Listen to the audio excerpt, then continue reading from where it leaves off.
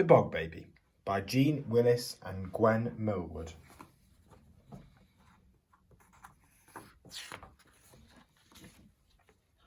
Long ago, when we were little, me and Chrissy did something bad. We said we were going to Annie's house to play, but we didn't. We went fishing all by ourselves, which wasn't allowed. Chrissy said there was a magic pond in Bluebell Wood. It was only ever there in spring. When it rained, it made a huge puddle in the dell, and pond creatures came. We could fish for newts, she said. I won't tell if you won't. So we went. We found the pond. It was squelchy round the edges. The bluebells squeaked under our boots. We fished and fished, but we didn't catch a newt. We caught something much better. We caught a bog baby. He was the size of a frog, only round and blue. He had boggly eyes and a spiky tail. And I do remember he had ears like a mouse. He came swinging through the flower stalks and jumped into the water. He floated up and down on his back and sucked his toes.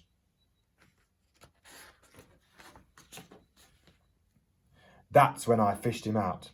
He didn't struggle. He sat in my hand and looked surprised. He was as soft as jelly, like he had no bones. When we stroked him, he flapped his wings. They were no bigger than daisy petals. They seemed too small for him to fly. Chrissy said he might be able to fly if we blew on his wings. We blew and we blew, but all we did was blow him onto the mud. He didn't try to escape. He just sat still with his paws over his eyes. We put him in a jam jar and took him home and hid him in the shed. He was our bog baby. He wasn't meant to be a secret. We wanted to show Mum, but we daren't. If we did, she'd know we didn't go to Annie's.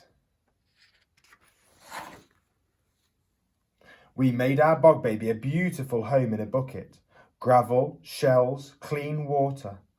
Whenever he saw us, he jumped up and down. We picked him up and we played with him. He was very ticklish. We fed him on cake crumbs. We loved our bog baby.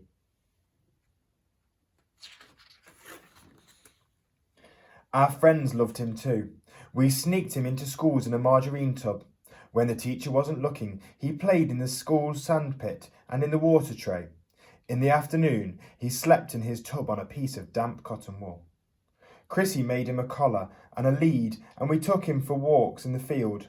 Once, a crow nearly ate him, but we scared it away just in time. We took great care of our bog baby.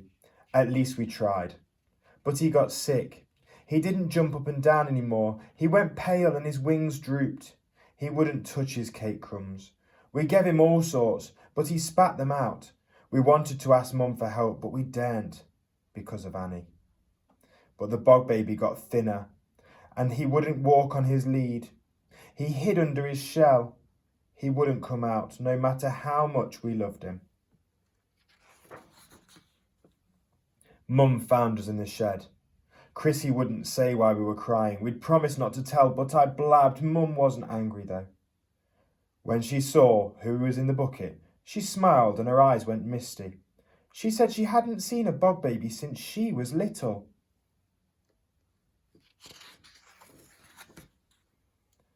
Please make him better, we cried. We love him so much. I know, she said, but the bog baby is a wild thing. He doesn't belong here. He isn't meant to eat cake or walk on a lead or sleep in a tub. She picked up the bucket and we followed her out. If we really loved the bog baby, we had to do what was best for him, no matter how much it hurt us. That was real love. That's why we let him go.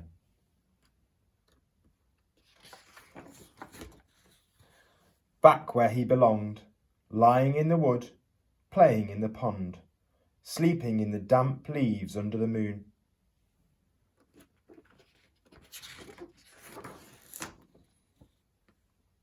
We never saw him again. I think he grew up and had babies of his own. Last spring, my daughter found the magic pond, and guess what she saw?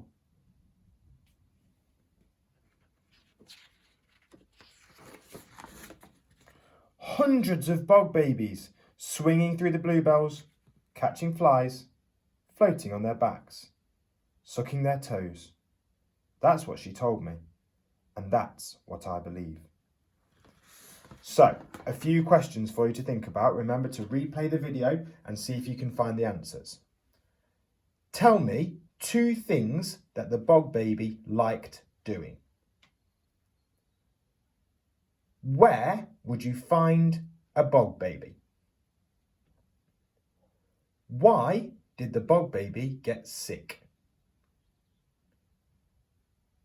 How do you think the bog baby felt when the girls picked him up the first time?